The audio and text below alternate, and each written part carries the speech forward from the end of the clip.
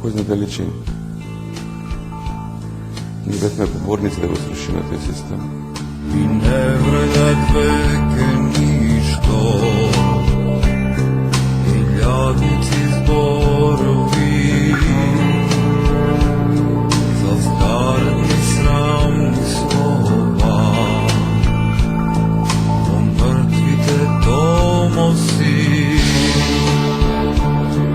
од вашето перо печа,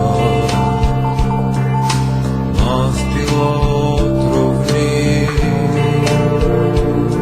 и црни се траки леба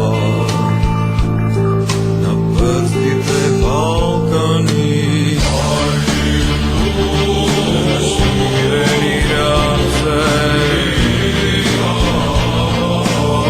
имена љубовта, затворени очи,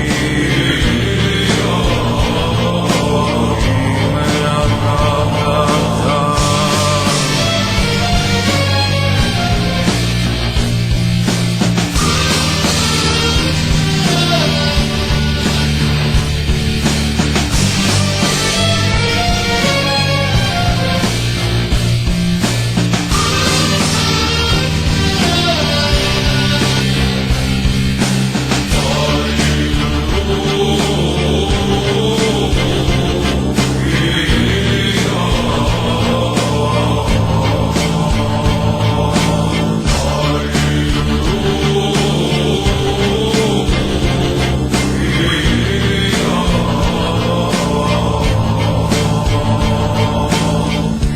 Па ви, системот на живење во времето на снимање на тетовирање уопште не се разликува од системот на живење денес. И после 20 години од појавата на филмот, во Македонија ништо не се смени и за жал, ако правиме социолошка анализа, тоа е неуспешната транзицијска приказа на Македонија. Формално, нашиот систем се сменил.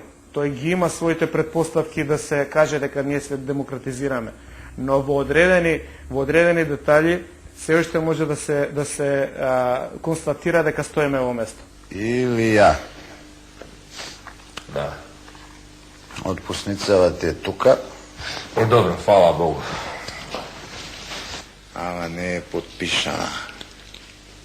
Како тоа не е подпишано? Така. Па подпиши. Јас не сум тој што подпишува. Кој подпишува? Управникот.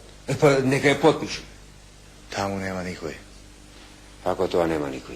Така нема, луѓето вршат и други работи, не се да таму само за да подпишуваат. Во таа смисла е она што е грозоморно. Значи, демократијата кога нема ефект е потешко од црниот тоталитаризам, затоа што се расточува конфликтот.